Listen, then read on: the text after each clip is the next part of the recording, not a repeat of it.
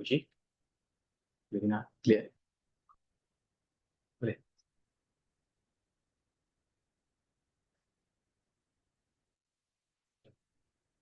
Boleh clear?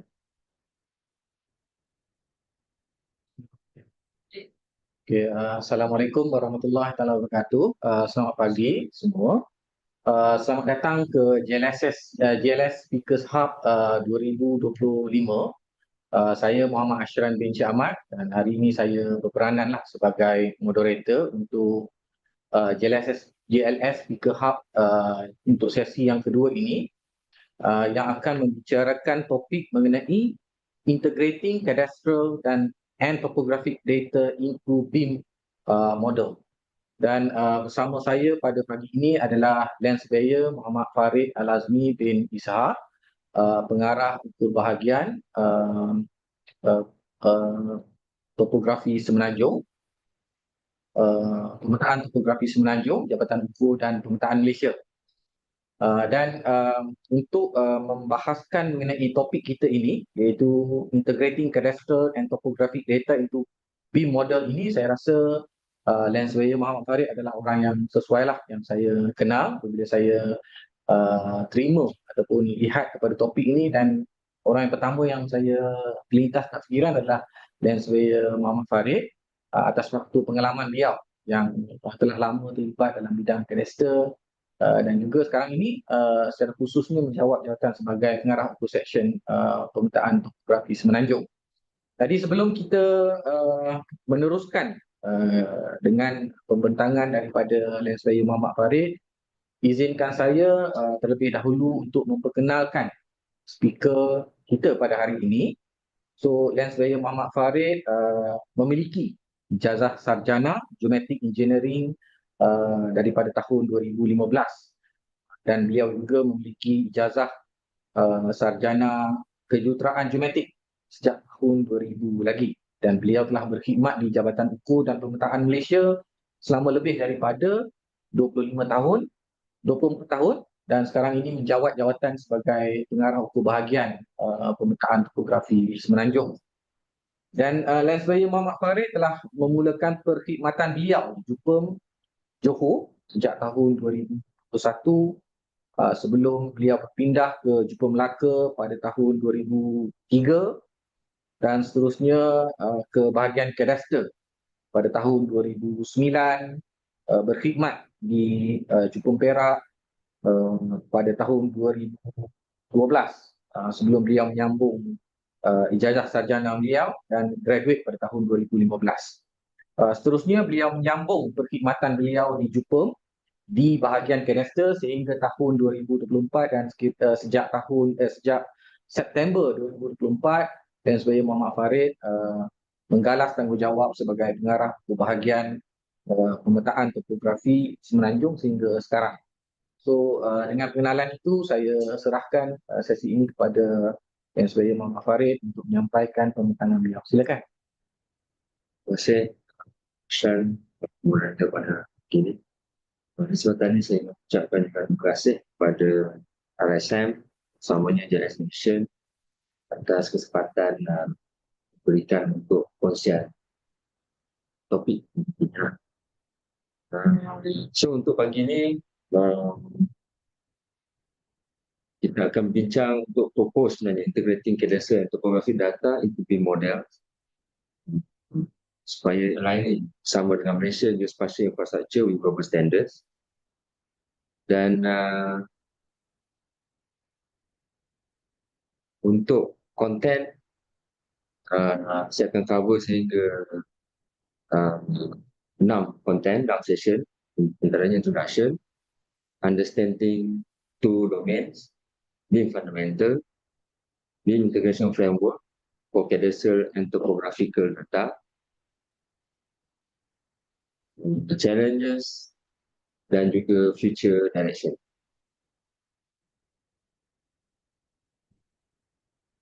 So untuk introduction ni, kenapa? Why we need integrating? Why we need integration? So kalau kita lihat secara menyeluruh lah, pembangunan kita di Malaysia ini sebenarnya bergerak ke arah pendigitalan. Dan di Jabatan Hukum sendiri sebenarnya konsep pendigitalan ini telah pun dicapai, telah pun mula bergerak daripada tahun 1995 sebenarnya. Apabila Jepun sendiri memperkenalkan program Minicams pada tahun 1995, seterusnya ditingkatkan kepada SPDK, SPDK upgrade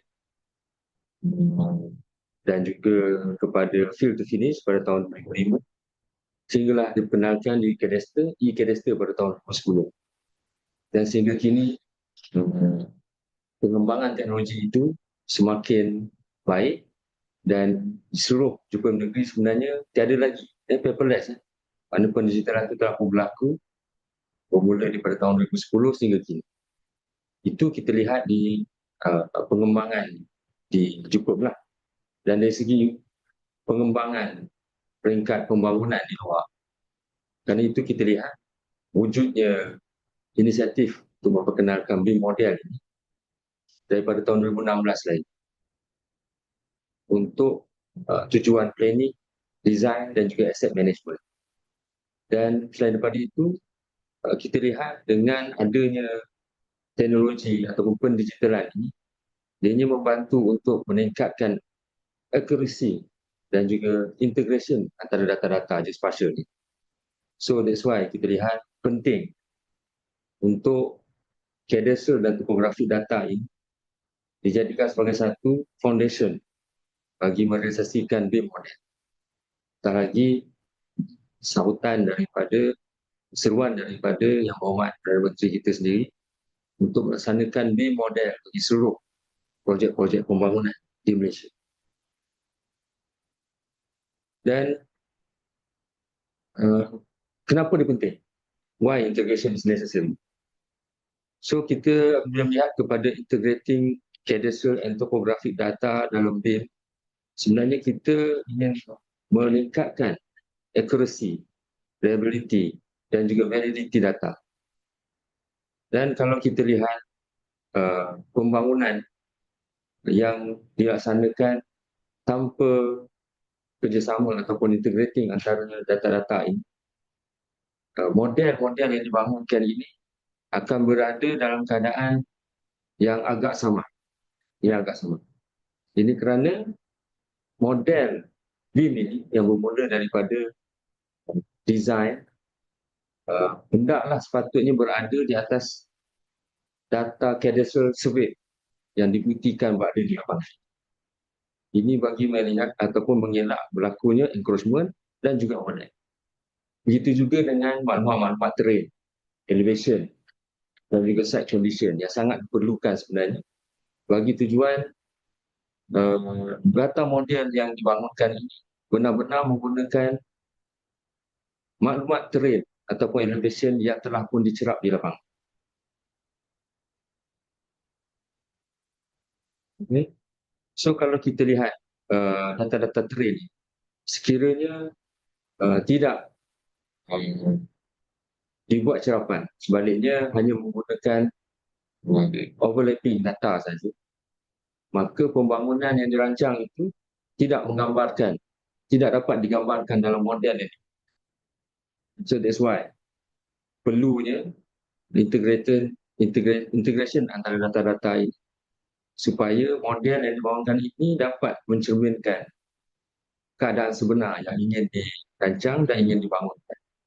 Dan ini juga lain dengan National Initiative bagi tujuan penubuhan Smart City, Digital Twin dan juga IR 4.0. So kalau kita lihat sekarang, ada gap. Sebenarnya beberapa pembangunan ada sebenarnya yang menggunakan model BIM, cuma belum ketara kerana pada yang lepas, projek BIM hanya dilaksanakan bagi projek-projek yang lebih daripada 50 juta saja. Tapi memandangkan bermula 2026 ini, penggunaannya adalah digesa kepada seluruh projek pembangunan, maka adalah menjadi satu kemestian semua profession untuk apply kepada BIM model. Dan kita lihat BIM model ini kebanyakan ataupun sebelum ni lah, penggunaan BIM model ini menggunakan simplified boundaries. So apa yang dimaksudkan simplified boundaries ni, dia hanya overlay, digitize ke atas map ataupun peta-peta untuk mendirikan model tersebut. Namun begitu, model itu dia agak hingga kerana tanpa terrain ataupun data terrain yang sebenar. So dekat situ kita lihat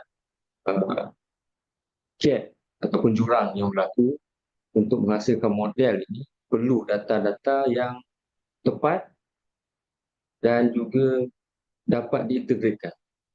So itulah peranan sebenarnya ataupun cabaran yang perlu dipikul dan disambut oleh semua juru tanah sama ada di Jabatan Hukum ataupun di luar untuk membekalkan data-data terrain dan juga data-data cadastral log yang dapat memenuhi permintaan bagi tujuan pembentukan model BIM.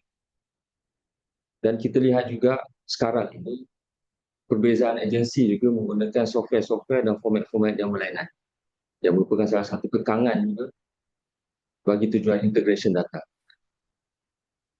So kat situlah sebenarnya antara fungsi ataupun peranan survey department juga untuk come up dengan something standard bagi tujuan integration geospatial.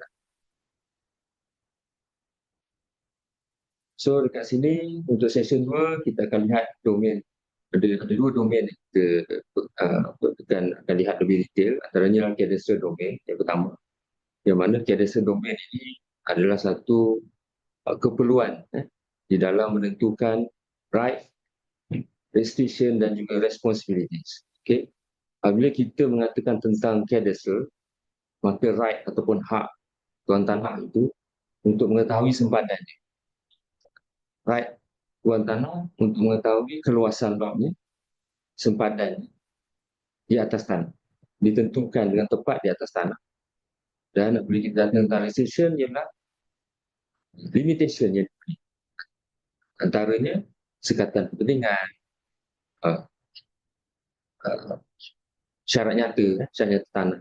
Contohnya kalau tanam padi, mesti tanam padi. Dan kalau perumahan, hendaklah dibina perumahan. Kalau industri adalah industri. Manakala responsibility adalah tanggungjawab tuan tanah itu untuk mematuhi peraturan. Itulah 3 perkara yang ditetapkan dalam cadastral domain, yang mana tuan tanah akan tahu hak dia, limitation, boundary dia, kedudukan lot dia di atas tanah, dan restriction dia. Perkara serta responsibility yang dia perlu patuhi. Membayar cukai, mematuhi syarat nyata dan sekatan kepentingan. Dan ianya juga memastikan bahawa hak milik itu tidak boleh disangkal di bawah Kanun Tanah Negara 1965. Seseorang yang memiliki hak milik tanah ini, hak milik itu tidak boleh disangkal. Bermaksud sekiranya tanah itu telah ditanda di atas tanah dengan tanda-tanda sepadan, maka haknya untuk menjaga tanda sepadan itu memastikan ia tidak musnah dan tidak dialih. Dan inilah sebenarnya satu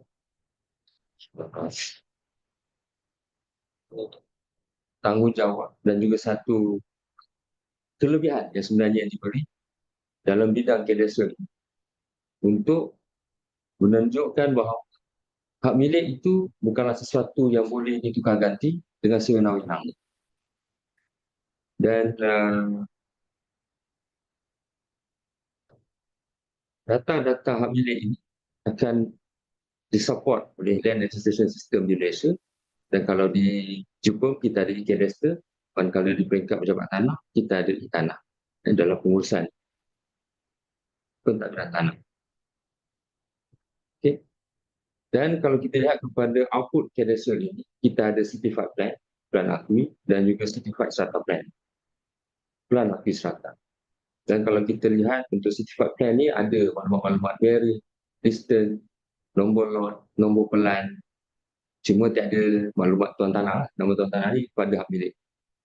Dan untuk certified strata plan, kita lihat ada nombor pelan akui bangunan, nombor petak, fasa dan juga unit share yang ditentukan berdasarkan kepada keluasan dan juga peta aksesori yang dimiliki. So di dalam kedua-dua pelan. Ianya ada satu maklumat yang seperti saya maksudkan tadi, right, precision dan responsibility yang perlu dijadikan sebagai sumber dalam pembangunan model. Kerana penentuan tapak di lapangan ini telah pun ditetapkan, adanya sifat plan, adanya sifat satu plan, dan model ini hendaklah dibangunkan di atasnya. So inilah sebagai satu kekangan ataupun cabaran di peringkat construction dan di peringkat surveyor juga, supaya data-data ini dapat dibekalkan dalam pembangunan atau preparation layout plan seterusnya untuk kelulusan.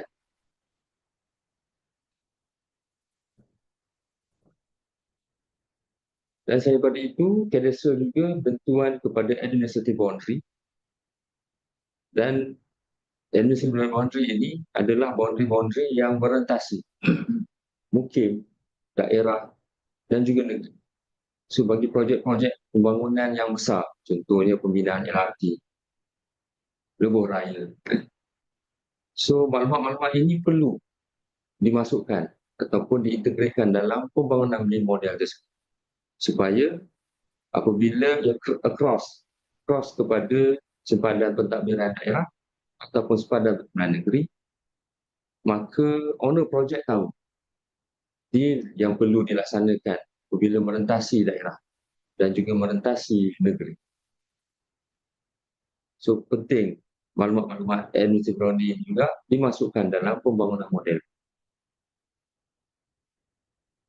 Dan selain daripada itu, di peringkat Jepun sendiri, parcel boundary ini telah pun kita berjaya bangunkan daripada tahun bermula binikah lagi 1995 sehinggalah ke sekarang, yang mana parcel boundary sekarang ini kita kenali sebagai NDCDB, National Digital Cadastre Database, menunjukkan parcel-parcel lot yang telah pun diukur, merangkumi lot kelas ketiga, kelas kedua dan kelas pertama.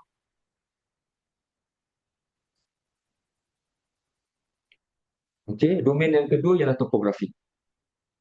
Okey, dalam mana-mana pembangunan, topografi data ini adalah main. Selain daripada cadastral lot, penentuan sepadan, maka perlu untuk capture physical surface of the earth. Yang mana semua bentuk muka bumi ini perlu di-capture, perlu dibuat observation untuk memastikan maklumat-maklumat itu tepat dalam tujuan perancangan pembangunan. Jadi maklumat ini sama ada terrain, structure atau features yang berada pokok, kolam, bangunan, sama ada kekal atau tidak, longkang, termasuklah utility bawah tanah, maka menjadi satu maklumat yang penting untuk di-collect oleh surveyor sebagai profession pertama yang turun ke lapangan, dan data ini perlu ditunjukkan dan dipaparkan, merangkumilah ketinggian, XY, kedudukan, dan spot engineering planning serta environmental studies. Dan ini adalah antara output topografi, antaranya digital surface model DSM, digital terrain model DTM, kontur, dan orthofoto image. Dan maklumat ini bergantung kepada lokasi, sama ada kawasan itu kawasan likutan yang besar ataupun likutan yang kecil. Dan kaedah kutipan data topografi ini sama ada gunakan teknologi drone, satellite image, ataupun juga secara tachymetry. So kedua-dua keseluruhan konsep kutipan data ini adalah mempersembahkan kepada topographical output untuk mempersembahkan kontur, ketinggian dan juga image supaya mendapat gambaran sebenar di lapangan.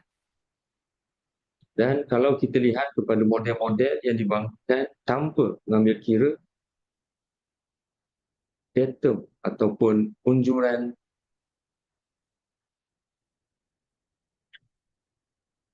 kita panggil pemetaan ataupun sama ada projection, projection test disorder ataupun rectified scale automatic RSO, maka uh, di situlah kita lihat pembangunan model perlu ditetapkan. Okay, selain daripada itu, output topografik ini juga dalam bentuk map, skala 1:50,000 dan juga skala 1:10,000. Ini adalah antara produk-produk topografik dengan skala kecil, maknanya merangkumi kawasan yang besar. So, kita pergi pada sesi ketiga iaitu BIM Fundamental. So, what is Building Information Modeling, BIM?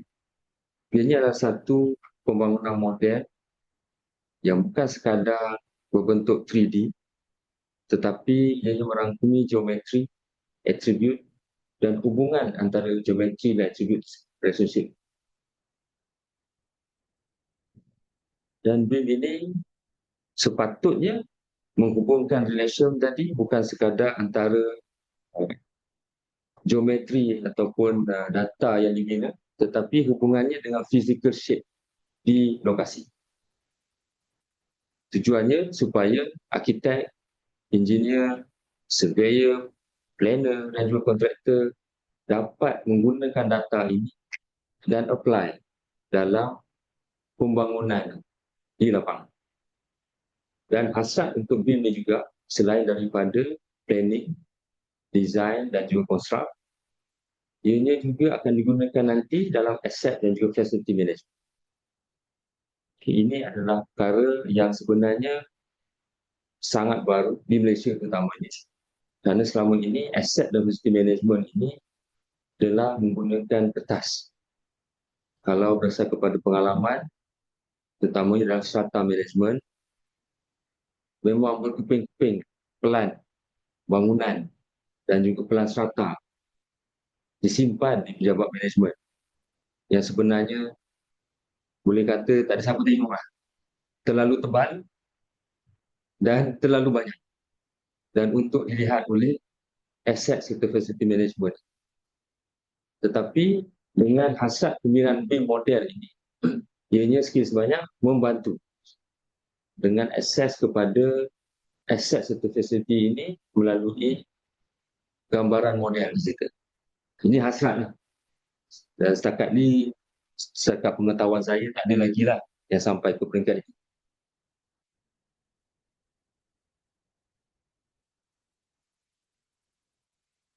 Dan disiplin-disiplin yang terlibat dalam data input BIM ini antaranya architecture untuk provide building layout, material specification dan spatial relationship-nya. Civil engineer dari segi structure akan define reinforce detail, load bearing element, beam column system bagi memastikan model stability. Mechanical, electrical termasuklah wiring layout, piping network, heating, ventilation, air conditioner system dan tidak dilupa sebenarnya surveyor ataupun geometric survey di situ. Merupakan asas kepada topographical data, control point, coordinate system dan attribute verification.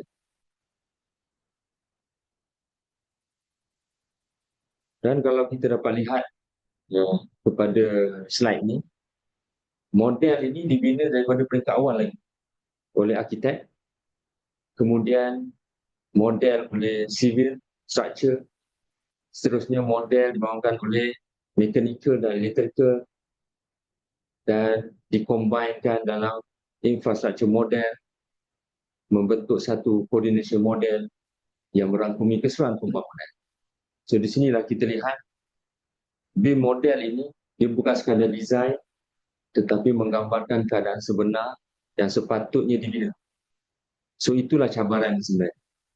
Kalau berdasar kepada pengalaman saya dalam bidang pengukuran strata ni, tekangan yang kita hadapi oleh surveyor terutamanya ialah untuk mendapatkan harmoni strata dalam tempoh vacant position, dalam tempoh pembinaan 2 tahun. Maksudnya selesai kunci bersama dengan harmoni strata.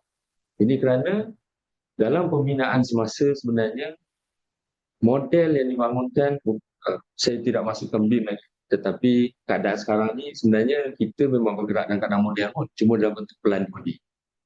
Jadi berlaku di lapangan, design by arkitek, design by structure, mechanical dan electrical, tetapi semasa pembinaan berlaku perubahan. So itulah realiti dia.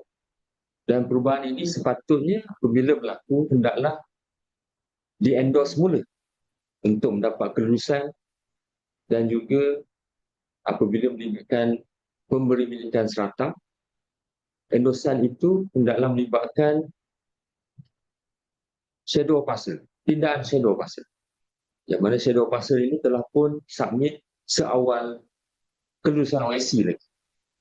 So kat sini sebenarnya risiko ataupun challenge daripada surveyor untuk sentiasa update. Dan kebanyakannya sebelum ini, berdasarkan pengalaman, setelah serah kunci, nak submit serata, barulah tahu.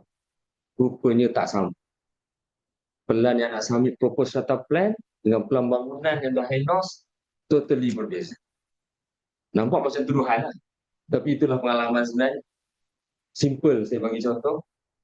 OSC telah meluluskan petak parking berjumlah 20 petak, contohnya. Petak parking aksesori, 20 petak untuk pelawat. Dan lokasinya di tepi jalan. Contohlah, saya bagi contoh saja. Tetapi pembinaan selesai, petak parking tadi hanya 18 saja. Tak tahu 2 petak tu kan. Kunci dah serah. Decomposition telah berlaku. Tetapi bila nak submit proposal strata plan, kelulusan dan pembinaan tak sama. So sebenarnya saya nak highlight di sini, itulah challenge sebagai surveyor. Sama ada pembangunan itu 2D ke ataupun 3D sebenarnya. Pelibatan surveyor sentiasa ada dalam pembangunan. Untuk memastikan bahawa apa saja perubahan yang berlaku dapat diupdate dalam model. So sekarang kalau dulu kita pakai kertas 2D, mungkin tak sempat nak ambil plan lah. Tapi kalau kita pergi kepada BIM model ni, sepatutnya updating berlaku di sini. Kerana BIM ini digunakan oleh semua profesional. Dan hendaklah dikemas kini sehinggalah ke akhir pembinaan G22 CCC dikeluarkan. Kerana yang akan sambut nanti adalah facility management. So kalau facility management pun menerima model yang dalam keadaan tidak dikemas kini, tidak seperti mana yang dirancang di peringkat awal kelulusan, so bagaimana pengurusan manajemen itu akan berjalan dengan lebih baik. Itulah sebenarnya cabaran-cabaran. So kalau kita lihat daripada guideline yang dikeluarkan oleh JKR, iaitu berkaitan dengan level of development, LOD. So JKR telah memperkenalkan LOD level of development daripada bermula tender, LOD 100 sehinggalah ke LOD 500 di peringkat construction. Bermula dengan tender, iaitu pre-design daripada arkitek, kemudian schematic design daripada civil dan juga mechanical dan juga electrical. Kemudian LOD 400 bermulanya construction di lapangan hendaklah melihat ataupun follow kepada schematic design juga design development yang telah pun diteruskan. Dan sebelum keluar CCC, as-built hendaklah dibuat. Sebelum G22, within G14, G12 sehinggalah G22 hendaklah dilaksanakan as-built. So dekat sini sebenarnya peranan license yang dilantiklah dalam mana-mana construction selepas superstructure stage G12 hendaklah menyemak. So dekat sinilah apabila menyemak, teknologi yang kita perlu gunakan dari segi konsep pengukuran untuk design ini, yang pertama of course data cadastre dan juga data topografi dengan terlibat untuk design. Selepas maklumat itu dibekalkan, so design akan dibuat sama ada untuk BIM model ataupun 2D transmission kepada pentadbiran PBT. Kemudian schematic design dilaksanakan, development design juga dibuat untuk dapat kelulusan sehinggalah construction dilaksanakan. So sepanjang construction pelaksanaan ini, mungkin setahun atau setahun setengah, akan berlaku beberapa perubahan dasar kepada keadaan muka bumi atau keadaan di lapangan. So dekat sini, surveyor perlu untuk take part, untuk update sama-sama BIM model ini bagi tujuan persediaan submission proposal atau plan. So sekiranya ini dapat dipatuhi, memang BIM ini adalah satu pencapaian yang sangat bagus. sangat berkualiti dari segi kualiti data dan juga pengemaskinian maklumat. Sehinggalah keberjayaan penghasilan rumah nanti serentak bercomposition dan juga hak milik Islam.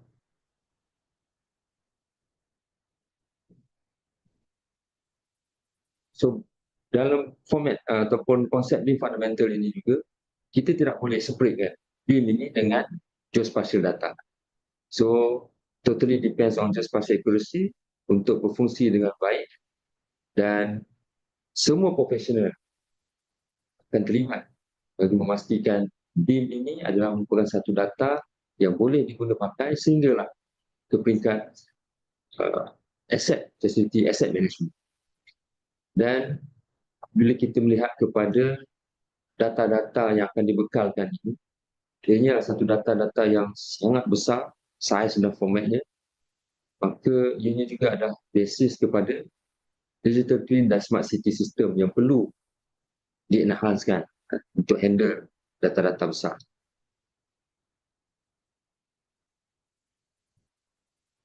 So untuk section 4, kita sentuh berkaitan dengan BIM Integration Framework for Cadastral and Topographic Data. So di lapangan, dua-dua aktiviti akan dilaksanakan sama ada cadastral ataupun topografi data. Namun begitu, kedua-dua ini perlu diharmoniskan dari segi coordinate system, melihat kepada area of interest dia. Sama ada kawasan itu besar ataupun kecil. Sekiranya besar lebih daripada 10 hektar contohnya, maka dari segi coordinate system mungkin boleh kepada RSO coordinate supaya data-data tadi dapat kita integratekan bersama dan menunjukkan butiran data yang sebenar. Tapi kalau kecil, mungkin 10 hektar ke bawah, kita boleh pergi kepada coordinate system berdasarkan pada cadastral tadi. Kerana log-log yang telah dibuktikan di lapangan ini perlu kita gunakan sebagai base untuk pembangunan integrated BIM. Dan tekangan ataupun cabaran yang perlu kita tanggung ialah dari segi database integration daripada multi-dimensional data 2D dan 3D. So database structure ini kita perlu identify unique attribute untuk linkkan antara 2D dan 3D data. Contoh data cadastral ni dia 2D saja, SY. Coordinate, X dan Y, bearing dan distance. Tetapi untuk data-data topographical, dia ada Z, ketinggian. So dekat sini kita kena lihat potential attribute yang perlu kita tetapkan untuk kita linkage data-data ini dan menghasilkan satu template workspace bagi combination dan pewujudan model bersama dengan standard format data. So inilah cabaran sebenarnya yang kita dalam peringkat memperkemaskan di peringkat jumpa supaya kita come out dengan satu model bersama dengan standard format data. So sebagai contoh, database integration untuk linkage antara 2D dan juga 3D, kita combine geometri dia, kemudian kita convert CTJML kepada shape bagi tujuan dalam format geospatial data, kemudian kita generate centroid menggunakan QGIS dan kita linkingkan geodatabase ni dengan centroid. Seterusnya kita convert kepada Excel bagi tujuan merge Excel data dalam CTJML 3D data. So ini antara kajian yang sedang kita laksanakan untuk penghasilan combination cadastral and topography data supaya dapat dipaparkan dalam geospatial data. So ini sebagai contoh 3D multidimensional data link yang telah kita combine daripada peta topografi, maklumat-maklumat ketinggian, cadastral data, LSTV, dan juga terrain ataupun height bagi setiap building. So data-data ini kita berjaya combine dan kita sekarang sedang menganalisis sama ada model ini akan limit kepada level of detail 1, 2 ataupun 3, ataupun boleh kita pergi sehingga ke level of detail 4. Kalau untuk strata, kelebihannya nak kata kepada level of detail 4 pun tidak, tetapi level of detail 3.5 tu ada. Kerana untuk kumpulan strata, kalau kita menggunakan scan to beam, kita boleh dapat setiap penjuru blok dan kita ada height ketinggian setiap level. So itu ala tuju kita ke depan untuk come out dengan data-data yang kita boleh standardizekan dia, formatnya, dan boleh digunakan dalam pembangunan beam dan seterusnya development pembangunan. So ini juga contoh combination database yang telah kita laksanakan bagi tujuan penentuan standard format. So dari segi potential attribute, kita kena lihat keperluan pembangunan ataupun 3D visual itu sama ada untuk urban planning, infrastructure management ataupun 3D visualization saja. So kalau sekarang untuk paparan 3D, mungkin potential attribute-nya agak sedikit. Jadi kita fokus kepada Z semata. Tapi kalau melibatkan urban planning, mungkin kita akan fokus kepada sekitar, development persekitaran. Begitu juga dengan infrastructure management. So sebagai contoh, untuk spatial information, kita boleh lihat kepada keperluan koordinat S, Y dan Z. Ada ketinggian height, base elevation, dari segi ground level, volume ataupun area. Dari segi structure, kita lihat kepada material sama ada concrete, steel ataupun wood. Structure load ataupun geometry type, the point, polygon atau multi-patch untuk kita kenal pasti. Dari segi building asset, sama ada nama building ID ataupun asset ID. Dan sepatutnya kalau melibatkan strata, ini adalah satu ID yang unik. Dan kategorinya sama ada residential, commercial, industrial dan juga asset type, pipe, road. Okay. Dari segi metadata, source dia sama ada survey, LiDAR atau BIM. Dari segi accuracy, coordinate system dan juga tarikh emas kini. Untuk utility juga, kita lihat pada potential attribute-nya sama ada utility type, capacity, dimension. Dari segi visualization, di sini ialah pengaruh warna, transparansi dan juga texture. Dari segi environmental adalah surrounding land. Ada melibatkan green space, urban ataupun rural, climate impact, thermal efficiency, energy, hazard information, flood and risk impact, serta historical significance. So, untuk topik kelima ni ada beberapa research paper yang kita lihat juga untuk menguatkan kajian kita. Kita lihat juga kepada Finland, satu paper yang dikeluarkan to producing and visualizing country-wide 3D data repository in Finland. Ianya mewujudkan nationwide 3D map untuk help with planning and managing infrastructure like road, building and natural features. So kat sini kita lihat fokus dia ialah pada central database, 3D centralized data dan standardized 3D model, building and other feature model in a standard way using CTJN, high quality data, menggunakan laser scanning LiDAR untuk create accurate 3D map dan accessing yang mudah berasal kepada map online saja dan dia ada public view 3D di bawah National Geoportal of Finland. Dan challenge yang dihadapi berasal kepada paper ini ialah untuk mendapatkan semua getting all cities to work together and update the 3D map regularly.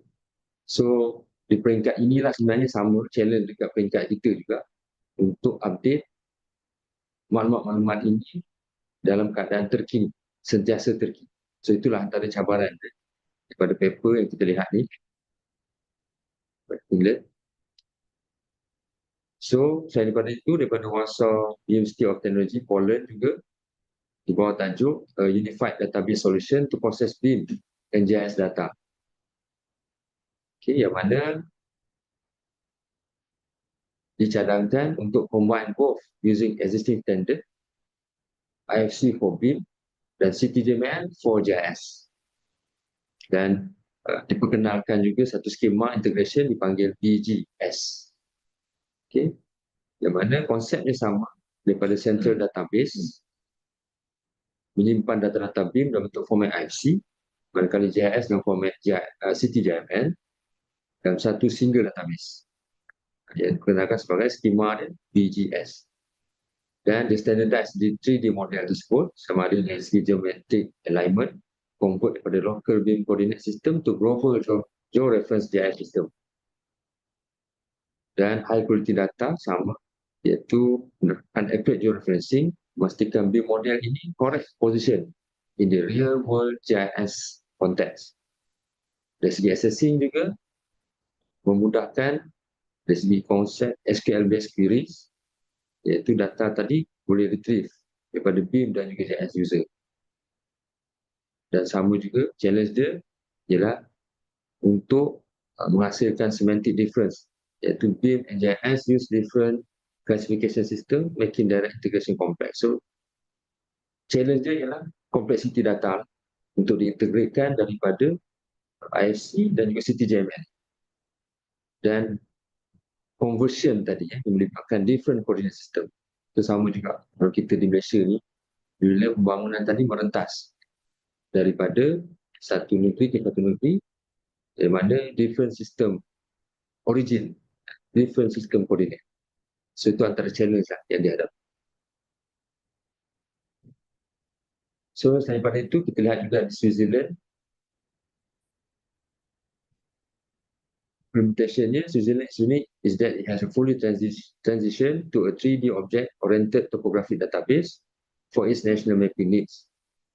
So dia dah berjaya membangunkan comprehensive 3D approach support various application including urban planning and environmental monitoring. Di China juga, di bawah Chongqing Survey Institute manage a comprehensive 3D geoinformation database termasuklah terrain, building, underground plan dan juga geologi. Dan 3D database ini juga support urban planning, utility management dan juga construction. Selain daripada itu, di Jerman, implementationnya, Germany has been a pioneer in adapting a CTJML standard for 3D city model. So the country has developed comprehensive 3D city model for various applications, including urban planning and environmental simulation. Di Turki juga, Istanbul telah pun bangunkan 3D geospatial database skema untuk pembangunan city model dan utilize object relation technology.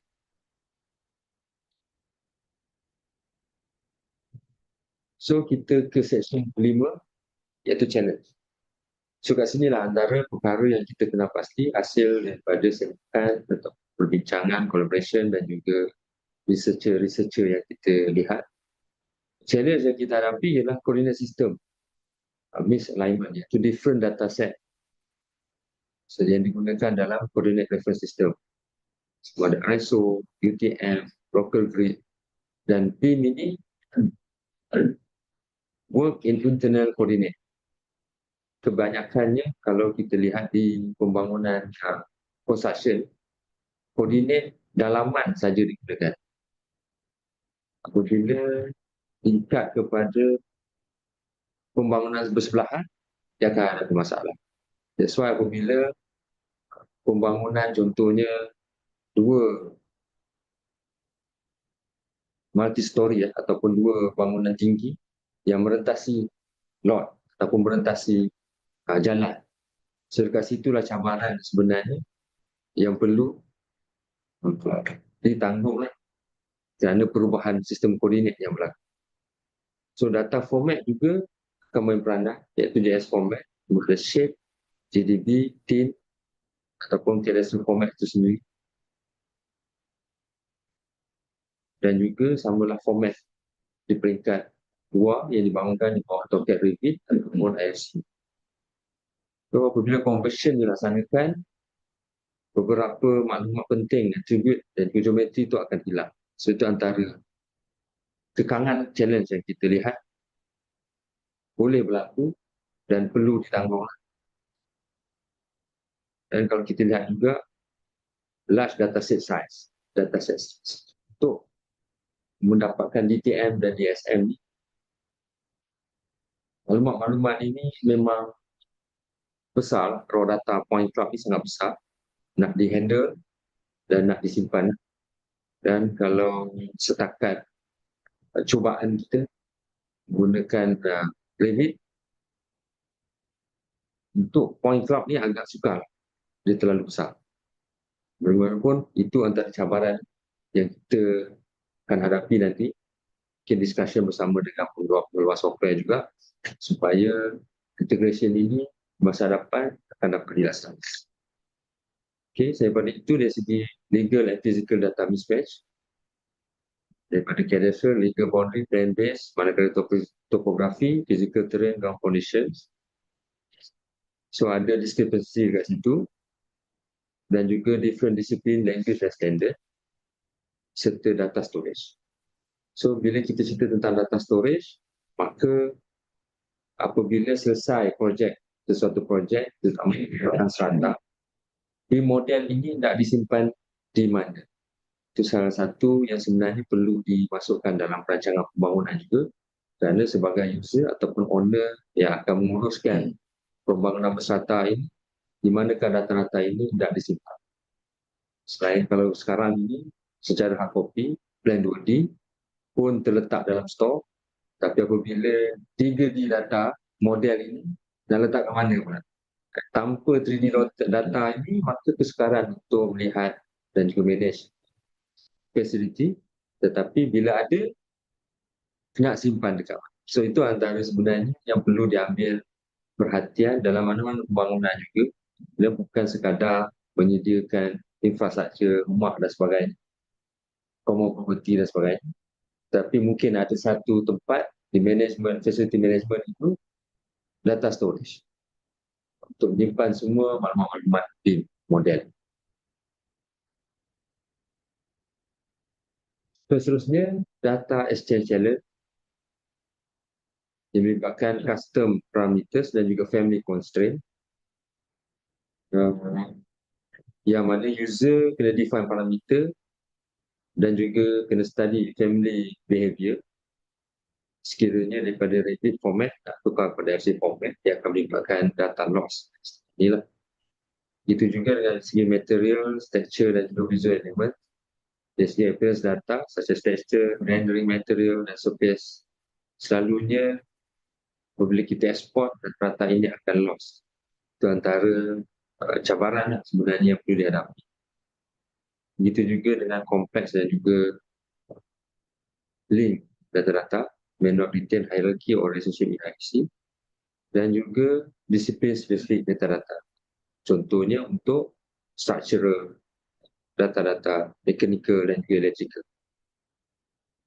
So ini sebagai contoh, daripada AutoCAD Revit sebenarnya kita ada lihat data-data dari segi attribute data, parameter yang ada, dan kita convert kepada IFC. Dan kita dapati data-data, beberapa data information di dalam properties ini loss. Okay. Dan menjadikan model itu tidak dapat dipaparkan dengan suatu antara cabaran sebenarnya, bukan saja di peringkat surveyor, tetapi juga di peringkat penyedia ataupun pembangunan, kontraktor ataupun konsultan yang kena faham selepas pembangunan selesai akan dimanage oleh facility management ini.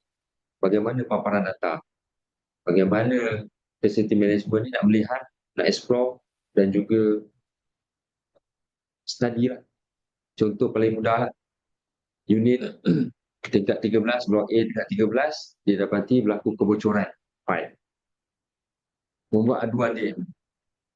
Kalau sebelum ni, bila terima aduan, MO akan hantar technical person yang dilantik untuk semak. Okey, tahap bocor tadi di mana? Adakah di bangunan atau laluan common property, pipe masuk ataupun di dalam. So, apabila dah lihat, dia akan analyze.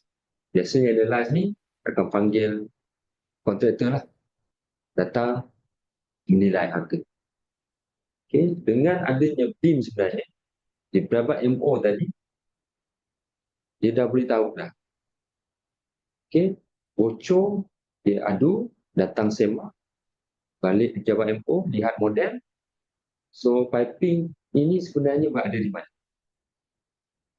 Bila dibina, berapa harganya, dan material apa. Complete. So, di pejabat MO tadi, dia tak perlu pun nak panggil mana-mana kontraktor untuk analyze, untuk datang ke quotation. Tapi di peringkat MO tadi, dah tahu dah. Oh, ini pipe ni sebenarnya harga dia ni. So, kita hanya perlu upah berapa. Contoh, ni paling mudah lah. Ke depan. Sekiranya BIM ini kita apply dalam management bangunan. So, untuk section C ialah future direction. Di peringkat cukup kita moving from 2D to 3D then information, pergi kepada multi-dimensional cadastre, dan data-data ini akan membawa kepada digital twins for city and infrastructure planning. Dan kajian kita untuk melihat sama ada penggunaan format data, sama ada IFC ataupun CTJMF, kepada kajian-kajian dan penelitian luar. Dan kita akan come up dengan satu dataset sebagai foundation for National Digital Initiative.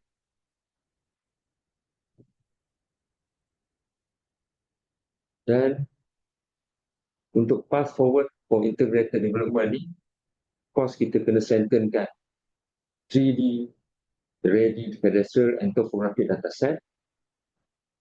Dan kalau perlu, dan sebenarnya perlulah untuk kita buat sedikit automation untuk mempercepatkan data-data ini update kepada BIM dan membantu untuk planning workflow. Begitu juga dengan memastikan konsisten coordinate system across agency. Terusnya kita akan melakukan collaboration bersama-sama dengan BT, JKR, Malaysia dan juga industri di luar. Dan juga akan come up dengan BIM ready geospatial data with correct format dan juga metadata.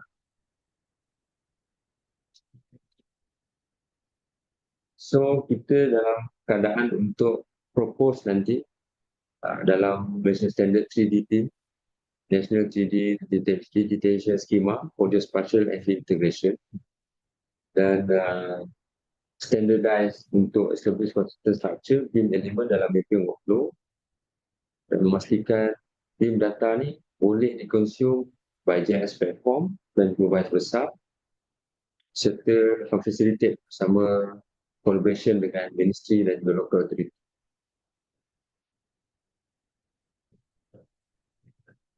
Dan benchmark yang kita akan gunakan sebagai reference standard ini, kita lihat kepada contoh daripada United Kingdom, gunakan standard UNICLAS 2015, Finland gunakan COBIN, dan kalau global menggunakan format IFC di bawah ISO 16739, dan kalau Singapura menggunakan Coronex X.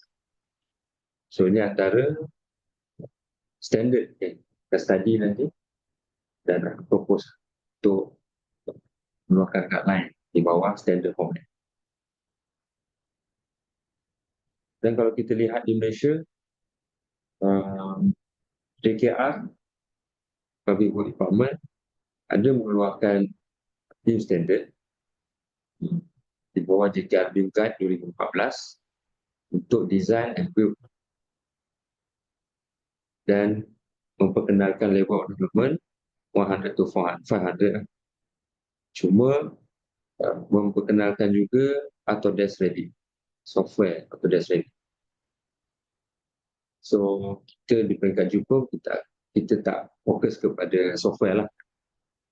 Software punya format, kita akan jadikan dia sebagai satu standardized yang lebih universal.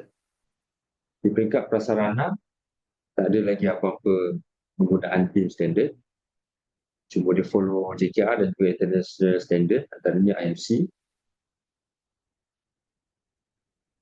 Dan di CIDB, sama dengan JKR, dan memperkenalkan juga MyBIM Center Guideline, BIM Execution Plan Templates, di bawah ISO 196 standard. Di bawah private developer juga pelbagai format yang digunakan. Ada yang menggunakan Revit dan ada yang menggunakan Civil 3D.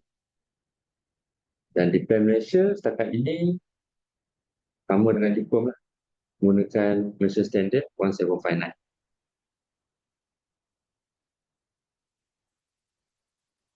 Okay. So sehingga itu presentation saya, dan kita buka untuk terima kasih. Baik, terima kasih dan saya Farid atas pengungsian yang saya kira sangat komprehensif, cover banyak topik. So saya sebenarnya Farid kurang arif lah mengenai BIM, tapi hari ini saya kira saya banyak belajar daripada perkongsian yang telah Encik Farid kongsikan sebentar tadi. Jadi kalau saya boleh recap sedikit apa yang telah dikongsikan oleh Encik Farid tadi, BIM, Building Information Modeling itu by itself floating in space. Maksudnya dia boleh berada di mana-mana, tidak ada koordinat yang tetap by itself. Tetapi mungkin itu pada hari ini dalam konteks geospatial data pada hari ini sudah tidak mencukupi. So kita perlukan apa yang kita panggil sebagai geospatially reference BIM. Yang mana dengan adanya geospatially reference BIM ini, dia memberi konteks kepada bangunan berkenaan dengan sekeliling, di mana bangunan itu berada, orientasi itu merujuk kepada arah utara dan sebagainya, berada di elevation yang tepat, dan di mana kedudukan bangunan-bangunan ini in relation kepada utility di sekitarnya, jalan raya, sekolah, mungkin hospital. Dan apabila kita mengintegrasikan model BIM ini juga bersama dengan data cadastre, dia juga memberi konteks legal kepada bangunan itu, iaitu dia membantu mengatasi any issue berkait dengan legal boundary lah. Dan sudah pastinya pengintegrasian di antara data topografi cadastre ke dalam model BIM ini, dia ultimately mengoptimumkan pengurusan bangunan itu sendiri. Banyak yang nantinya boleh dilaksanakan, slope analysis, cut and fill, dan di sinilah saya nampak peranan seorang jurukur tanah itulah. Dalam konteks BIM ini, maksudnya kita ada pembaharuan dan kita tidak hanya terkongkong kepada profession yang hanya collect data sahaja. We can do more than that sebagai seorang geospatial analysis yang boleh memberi nilai tambah yang lebih banyak pada stakeholder kita lah. So Encik Farid juga ada kongsikan tadi, dalam kita mencapai hasrat itu ada isu-isu dan juga technical challenges. Antaranya yang disebutkan, kalau saya boleh recall balik, adalah mengenai penyeragaman sistem rujukan koordinat dan juga ketinggian. So, data-data ini ada pelbagai sistem koordinat yang tersendiri dan merujuk kepada height yang berbeza-beza. Antara lain yang disebutkan adalah mengenai accuracy data itu sendiri, yang juga menjadi challenges kepada pembentukan satu database yang bagus. Dan data storage juga menjadi satu isu kerana melibatkan data-data yang besar, dan juga isu-isu mengenai pengintegrasian database di antara 2D dan 3D, yang juga secara tidak langsung terkait dengan format data itu sendiri. Ada data loss kiranya kita convert antara satu data format pada data format yang lain. Dan isu database, isu data updating juga menjadi satu mungkin cabaran untuk kita pastikan bahawa data kadastre dan juga data topografi itu sentiasa kemaskini. Dan antara perkara lain yang turut disentuh adalah mengenai BIM GIS integration. Dan Encik Farid juga ada berkongsi tentang pembangunan National Geospatial Standard for BIM lah. Yang antaranya turut menghubungi penyeragaman mengenai koordinat dan penyeragaman mengenai koordinat dan juga sistem rujukan koordinat dan juga ketinggian serta aspek BIM GIS standards lah. So itu antara perkara-perkara yang at least saya dapat belajar daripada perkongsian yang telah disampaikan oleh Encik Farid tadi. So untuk seterusnya kalau ada soalan jawab sebarang persoalan yang ingin diajukan kepada Encik Farid, so kita amat alu-alukan tuan-tuan dan puan-puan bolehlah menulis soalan-soalan yang ingin diajukan itu di ruangan komen ya. So setakat ini kita ada beberapa persoalan lah yang saya dapat lihat dan mungkin saya boleh bacakan antara pertanyaan yang telah diajukan. Yang pertamanya daripada Mr. Chong Weng Chiu yang bertanya, memandangkan data kadastral masih 2D sekarang, adakah JUPEM akan melaksanakan 3D kadastral dalam masa terdekat selaras dengan perkembangan BIM? Mungkin Cik Farid boleh address dulu soalan daripada Mr. Chong ini. Terima kasih atas soalan. Memang dalam rancangan tu sebenarnya pelaksanaan kadastral ni cuma kita tak namakan dia sebagai 3D, kita namakan dia sebagai multi-dimensional cadastral ke depan nanti. InsyaAllah memang dalam pelaksanaan paling cuma ialah mengambil masa lah. Kerana kita rancang sebenarnya pelaksanaan pada tahun 2023 tetapi terlewat, hanya dapat laksana pada tahun 2025 ini. So mengambil masa sedikit untuk matang, mungkin dalam 2027 macam itulah. Tapi memang itu adalah way forward cadastral lah, daripada persembahan 2D kepada 3D cadastral. Okay. So soalan kedua daripada Siva Ganam, Encik Siva Ganam yang bertanya tentang what is the exchange data format for cadastre, topo data and BIM recommended for standard integration? Okay. Data format. Data format exchange. Dan integrasikan Integrasikan. data BIM, topo dan juga BIM cadastral dan juga topo. So inilah sebenarnya yang saya selitkan dalam pembentangan tadi antara kajian-kajian kita lah, melihat kepada international standard dan juga keadaan semasa. Sama ada format tadi kita nak pegang kepada universal ataupun pegang kepada software provider. Pasal di luar software provider mendekat AutoCAD Revit ataupun AutoCAD Civil 3D. Tetapi memang di JUPEM sendiri selama ni pun data format kita tak pegang di mana-mana data provider. Esri, Turbine Info kepada XML, ASCII format. Ke depan ini memang kajian kita akan pegang, kita kata kepada situ yang mana yang lebih pada universal, sama ada IFC ataupun IFC XML. Itu antara kajian kita sekarang dan kita akan come out dengan nanti guideline untuk standard format yang sesuai. So itulah sebenarnya yang kita sedang buat. Tak ada penentuan tetap lagi, masih peringkat kajian. InsyaAllah nanti kita akan keluarkan guideline dari segi standard format yang sesuai. Terima kasih Cik Farid atas pencerahan tadi. Soalan ketiga juga daripada Cik Chong Weng Chiu yang bertanya tentang bagaimana data underground utilities mapping daripada PADU boleh menyokong database BIM sekiranya ada dua isu, iaitu data utility mapping ini, underground utility mapping ini kurang berkualiti dan kegagalan PADU memperolehi data daripada semua utility stakeholders. Terima kasih atas soalan. Kita faham data yang collect ataupun simpan di PADU sebenarnya adalah milik owner itu sendiri.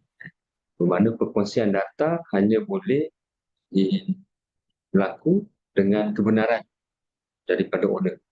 So sekiranya pembangunan di kawasan tersebut melibatkan owner yang membekalkan data-data padu, maka sekiranya owner memberi kebenaran, maka kita boleh lihatkan data tersebut.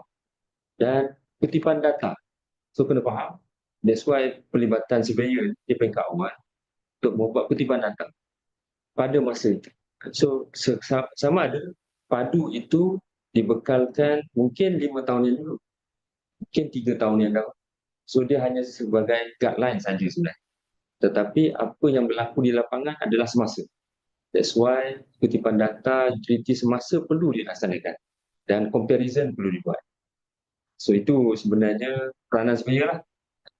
Padu membantu, tapi kutipan sebenar mesti juga ada untuk buat padanan dan juga kompleks. Okey, tuan-tuan dan puan-puan, jika ada lagi soalan bolehlah diajukan ke ruangan komen. So mungkin kita boleh ambil peluang ni lah tanya kepada Encik Farid, kerana beliau memangnya orang yang banyak pengalaman dalam bidang kadastra dan juga pemetaan ini. Cuma Encik Farid, saya sendiri juga ada soalan lah, mungkin saya boleh minta pandangan daripada Encik Farid. Tadi Encik Farid ada kongsikan bahawa Jepun sekarang ini kita tengah mengenal pasti um, format yang sesuai untuk kita simpan data-data BIM inilah. So nanti akan ada garis panduan yang akan dikeluarkan mungkin daripada Jepun mengenai perkara ini. Cuma saya ialah kalau saya sendiri secara peribadi memang hopefully nanti berharap akan ada apa yang kita sebutkan sebagai pangkalan data 4D lah. Maksudnya kita ada trigger di data dan bagaimana kita to a point kita boleh melihat bagaimana data 3D itu berubah mengikut masa. So itu yang hopefully sesuatu yang kita boleh sasarkan dan boleh kita capai nantilah. Jepun will be able to achieve that level, di mana contohnya kalau kita melihat pada bangunan, kita boleh lihat dari segi daripada peringkat perancangannya, peringkat awal sehinggalah kepada siapnya bangunan tersebut, dan kita boleh lihat bagaimana data 3D itu berubah mengikut masa. So mungkin dalam konteks tu Cik Farid, bagaimana Cik Farid melihat perkara ni? Mungkin perkara-perkara yang perlu diberi perhatian, mungkin adakah kita perlu hantar orang sambung belajar ke, ataupun mungkin kita perlukan ada wujudkan unit yang khusus ke, atau bagaimana pandangan peribadi Cik Farid ke arah kita merealisasikan impian. Cik Farid boleh kongsi. Terima kasih atas soalan. Memang betul, sebenarnya secara peribadi kita sebagai surveyor, tak kira lah sama ada di Jepun ataupun di kena sentiasa adapt dengan teknologi, kena sentiasa upgrade kita punya skill dan knowledge supaya keperluan klien kita tu kita dapat penuhi. Kita tak boleh mengatakan bahawa pasal selama ni pun memang kita membuat sana pengukuran 3D lah, cuma presentation kita je yang 2D. So apabila teknologi datang dengan memasukkan elemen 3D tersebut, Z dalam pembentukan model tersebut, so kat situ peranan surveyor sebenarnya ada lah.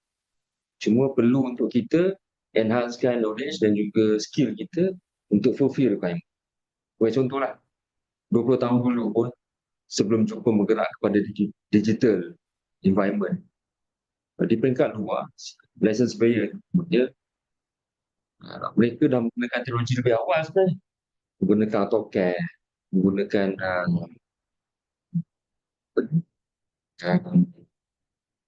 collection data secara automation, tidak lagi menggunakan buku penjelmaan. Berbanding di Jepun, tahun 2000 ke bawah, Jepun masih pakai buku.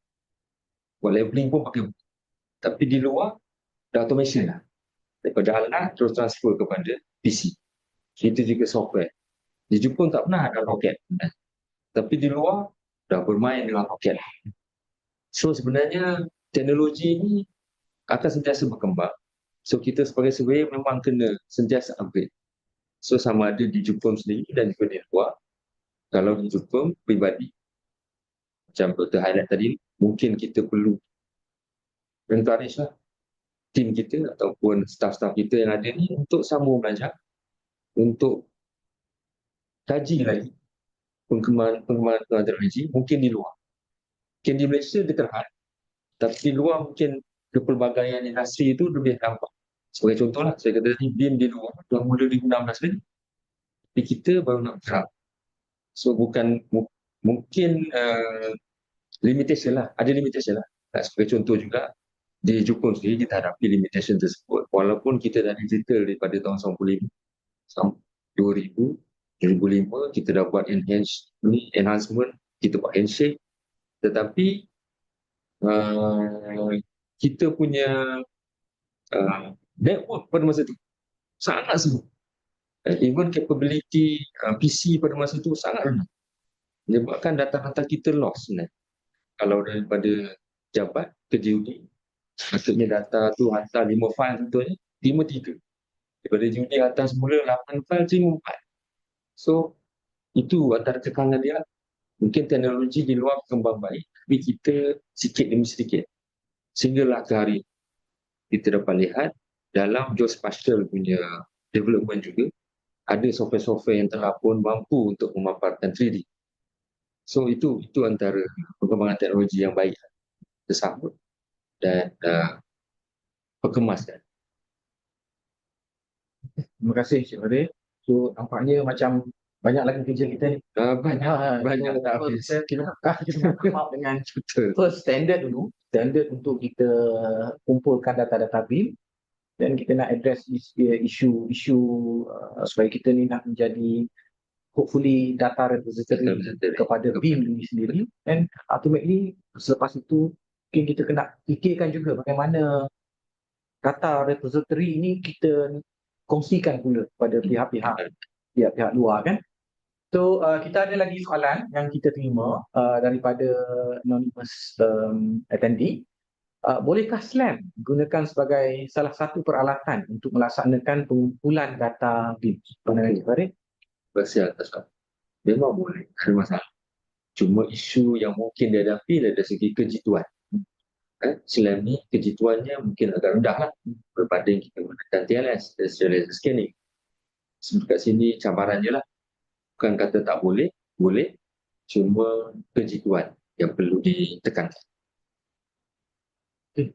Isu kejituan di situ ya. Soalan seterusnya adalah the attribute in a BIM model seperti area, volume, from Jepun will have any legality in court. Soalannya mengenai legality in court pada attribute model BIM seperti luas dan juga volume. Dari segi legality di dalam court. Okay. That's why saya kaitkan tadi dengan strata. Di mana di bawah strata, kalau selama ini teknologi yang kita pakai, kita semak by disto. Tapi dengan ada teknologi scan to BIM, seperti SLAM ataupun TLS, ke point cloud yang terhasil itu dapat kita membuat verification dan penentuan yang sebenar. Cuma still ada cabaran ni. Kerana pembinaan bangunan ni kalau totally menggunakan teknologi IBS, kalau totally menggunakan IBS teknologi, memang tak ada masalah. Pengukuran kita di lapangan tu akan cepat mengikut apa yang dirancang. Tapi kalau pembinaan tadi tidak menggunakan IBS, bukan daripada ISO kelang tak, hanya pakai tenaga kerja manusia dari segi plaster dan sebagainya. So situ kekangan. Apabila kita buat scan to BIM, adalah nanti unit-unit yang terlebih terkurang tak sama semua. Itu kekangan. So kat situlah kepakaran surveyor ni untuk memberi nasihat. Apa yang berlaku. Dan inilah sebenarnya cabaran. That's why saya nampak kenapa apabila kita nak buat as-built plan ni, banyak profession dah kerana pelaksanaan di lapangan. Kita tak salahkan industri sebenarnya. Cuma that's why juga kalau kita lihat plan strata, kita tak letak nilai ni sehingga ke 3 titik puluhan. Hanya 0.1 saja, 1 titik puluhan. Supaya kita panggil diskrepansi lah, antara dinding-dinding, tembok-tembok ini terkandung di dalam. Kalau kita detail sampai 3 titik puluhan ni, sampai mm, semua sama nyaman. Jika sebelah sama, semua tak sama, confirm. Itu dia punya tekanan sebenarnya. Dia macam mana? That's why kenapa teknologi IBS tu diperkenalkan. Daripada kilang, industri terus datang, pasang, hanya ikat saja. Pasang, ikat. So nilai tu, dia punya tebang tu semua sama. So in a way IBS ni dia support as build plan Support je. and then support B. Ya. Ya, mudah-mudah. Itulah sebenarnya. Okey, kita ada lagi soalan-soalan yang kita terima daripada Encik Makros. Assalamualaikum Tuan Farid. Adakah pada masa hadapan seluruh data BIM akan diintegrasikan di combine bagi seluruh negara? Jika ya, bagaimana untuk mengurus sistem koordinat supaya menjadi seamless? Ini antara yang mungkin Encik Farid dah sentuh tadi. Ini soalan yang saya kira menarik lah. Betul. Inilah cabaran besar sebenarnya, Encik Mak. Cabaran besar untuk kita handle, tapi tidak mustahil lah. Cuma macam tadi saya maklumkan, di peringkat asas kerajaan untuk semua pembangunan ini dilaksanakan dalam bentuk BIM format. Cuma kita pasti dia tidak menoleh ke belakang, dia ke hadapan. Mana semua data-data ataupun projek-projek sedia ada, kita handle atau kita tackle part by part, sikit demi sikit. Jadi untuk ke depan ni, kita akan cuba handle pun sama juga, kerana setiap projek tadi bukannya terus menyeluruh satu Malaysia. Dia akan ikut lokaliti. So kita akan tengok macam mana pengembangan dia. That's why saya highlight juga tadi, persediaan kita kepada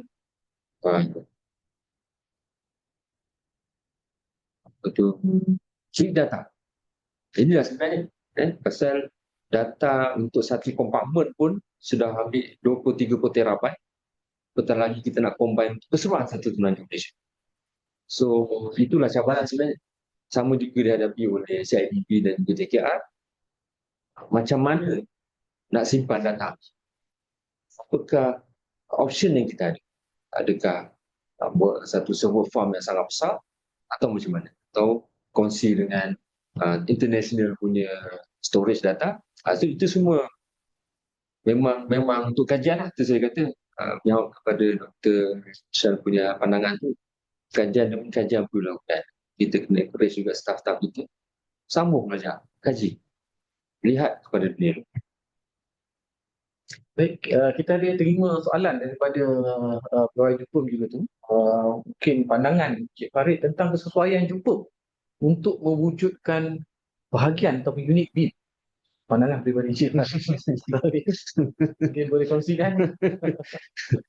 Alhamdulillah, memang saya sahut cabaran. Yalah, sama juga sebenarnya kita lihat di Jepun ni, siapa yang bertanya ni? Cik Mano. Cik Mano. Okay, kita dah ada pelbagai utility kan. Kita tak ada pelbagai kejuruteraan. Lama dah kan, kita tak pernah ada pelbagai kejuruteraan. Sama juga untuk BIM ni. Memang kalau secara peribadi saya, pentinglah untuk kita wujudkan satu bahagian sendiri untuk handle isu-isu supaya dia lebih fokus dan menjurus. Dan kalau Cik Mano nak sahut, silakan, saya suka. Antara ahli-ahli yang boleh untuk tempatkan bersama dalam bahagian BIM jika ada. Itu adalah mandat daripada pusat tertinggi lah. Secara peribadi, saya depok. Tadi soalan tentang adakah SLAM sebagai salah satu alat yang sesuai untuk data collection bagi BIM toko, apakah perbezaan dengan data collection berbanding? Ini soalan yang mungkin dah dijawab tadi ya. Dah dijawab juga tadi Cik Farid, boleh, tapi perlu lihat kepada aspek kejiduannya.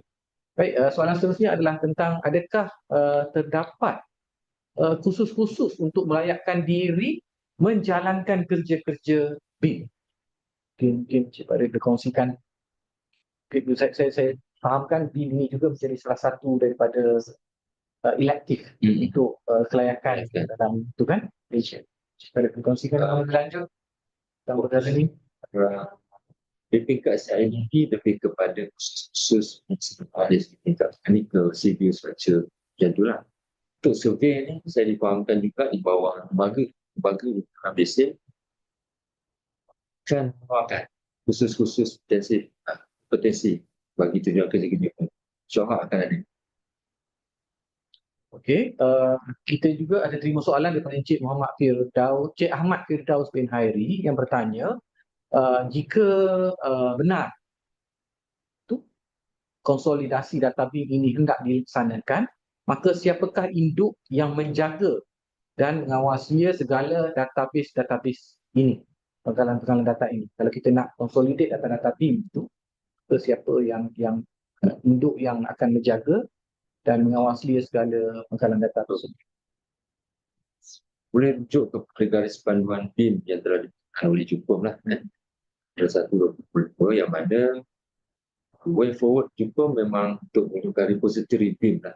So di situlah kita akan menjadi sebagai antara untuk menjaga data-data BIM dalam format GeoBIM. Itu Geospatial BIM.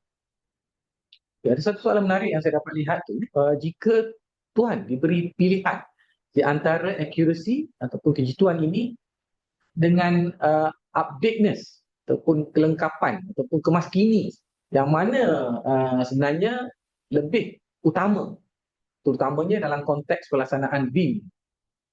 Mana lebih utama? Kita pentingkan kejituan ataupun kita pentingkan data itu kemaskini? Pada pandangan Encik Farid. Okey, terima kasih. Itulah cabaran sebenarnya. Nak dua-dua? Pasal dua-dua nak. Dua-dua nak. Apabila survey ni kita tak cerita tentang kejituan, maka di situlah pertikaian yang akan berlaku. Dah syukur panggil surveyor pun tak tepat, nak panggil siapa lagi? So itulah sebenarnya cabaran. So kedua-dua tu penting. Kena kata simultaneously lah sebenarnya. Yang ini ada soalan terakhir. Adakah akan perubahan kepada penyampaian CCC yang mana sebelum ini keterlibatan JTB hanya terlibat di perakuan G2 SPSP? Saya tak berapa faham short form yang digunakan ni lah. Cik Tarik, 19 sikit. Ada Terima kasih atas soalan. So, setakat pengetahuan saya lah, belum ada lagi buat untuk dekat sisi ni. Belum ada lagi. Mungkin masih dalam peringkat kajian dan collaboration lah. Di peringkat PBT dan juga JKR. Walaupun tidak mustahil, pada saya tidak mustahil. Cuma macam saya highlight juga challenge tadi, sekiranya semua profession telah membangunkan dalam bentuk model dan submission tadi pun juga dalam bentuk model di peringkat PBT ni, sama ada lah tak? Bangun macam tu lah. So itulah isu dan kekangan yang kita hadapi. Dan di situlah sebenarnya kita berhasrat untuk mengenalkan standard format yang boleh digunakan nanti supaya tekanan ataupun permasalahan yang tapi di tingkat community ini kita akan tackle dengan standard format. Kita ada terima lagi soalan daripada Ricky Tang dan dia bertanya, hai Tuan Farid, apakah pendapat Tuan mengenai Islam, TLS, UIB LiDAR in BIM workflow? Subsequent kepada itu, adakah Jepun telah keluarkan garis panduan mengenai tata cara menggunakan laser scanner atau cara menganalisis data scanner itu? So, pandangan mengenai Islam, TLS, UIB LiDAR dalam BIM workflow dan juga garis panduan tentang TLS ini dan cara menganalisis data. Okay, buat masa ini garis panduan yang kita keluarkan memang umum dari segi pesanan BIM dan kita memang kan keluarkan juga ni satu garis Garis panduan berkaitan dengan pengukuran bagi terjangkau memenuhi spek BIM, dan kita akan collaborate bersama dengan pejuta dari segi pelaksanaan. Cuma saya tak sure dari segi processing lah. Processing mungkin tak, tapi kualiti data hasil processing tu ya, kita akan tetapkan kualiti data dari segi berapa setikaian, yang memiliki dan sebagainya.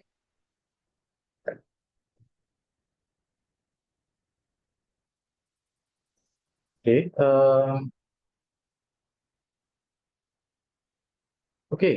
Kita ada terima banyak soalan ni yang menunjukkan minat lah perlibatan para peserta kita dengan perbincangan kita pada hari ini, dan ni sangat kita alu-alukan lah. Soalan seterusnya datangnya daripada Tuan Adnan bin Tuan Yusof yang bertanya, Assalamualaikum Cik Muhammad Farid, izinkan saya tanya satu soalan.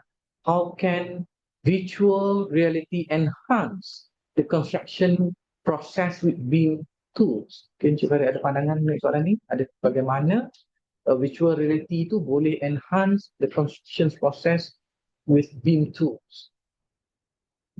Virtual reality. Itu soalan betul. Memang sebenarnya sangat membantu pun. Cuma itulah, kita tak jumpa tool lagi lah sekarang ni. Di bawah BIM tu ni, dia tidak pergi kepada virtual reality lah setakat ni. Tapi memang itu sangat membantu. Sangat-sangat membantu. Dan itu juga sebenarnya boleh membantu juga dari segi facility management. Construction punya betul level of development dia, dan juga facility management. Kalau visual reality itu dapat dimakan.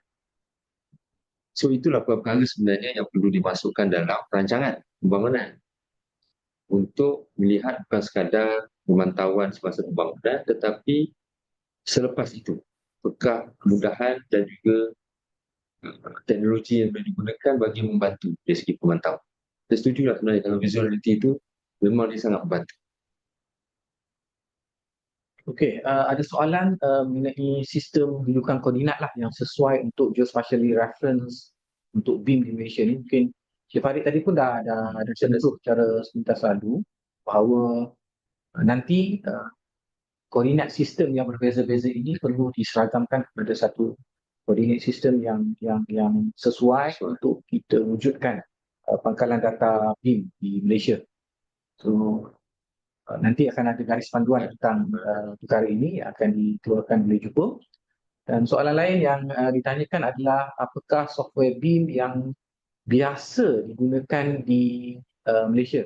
So, sebenarnya Cik Farid sebentar lalu dah sentuh tadi sedikit. Kita ada Revit yang biasa digunakan, dan ada Civil 3D, South Civil 3D dan sebagainya lah yang biasa digunakan di BIM. Isu yang diketengahkan oleh Cik Farid tadi itu adalah dalam konteks YouTube untuk mewujudkan pangkalan data. Sebenarnya adakah kita hendak menggunakan proprietary format daripada software ini, ataupun kita hendak menggunakan format yang open, lebih terbuka kepada semua lah. So itu pun kita telah address tentang soalan itu, dan ini pun sebenarnya tadi yang kita dah address ni, garis panduan tentang laser scanner kan. So, saya kira itu sahaja soalan-soalan yang kita terima, dan hopefully Cik Farid telah memberikan penjelasan lah terhadap soalan-soalan yang telah diajukan tadi. Dan kalau tidak ada apa-apa lagi persoalan yang ingin diajukan kepada speaker kita, saya kira sesi kita pada hari ini tamat hingga di sini, dan bagi pihak GLSS RSM, kami merakamkan jutaan terima kasih kepada Yang Suraya Muhammad Farid atas perkongsian yang telah berikan sebentar tadi. Banyak yang telah kami belajar daripada perkongsian tersebut, dan tidak lupa juga kepada semua peserta yang telah hadir pada sesi ini. Terima kasih atas komitmen dan juga sokongan daripada tuan-tuan dan puan-puan semua. So, sekiranya tidak ada apa-apa lagi, sebagai moderator saya tangguhkan dulu sesi kita pada kali ini dengan ucapan terima kasih, dan mohon maaf kalau ada hilap sepanjang saya mengendalikan sesi kita pada kali ini. Sekali lagi terima kasih kepada Terima kasih.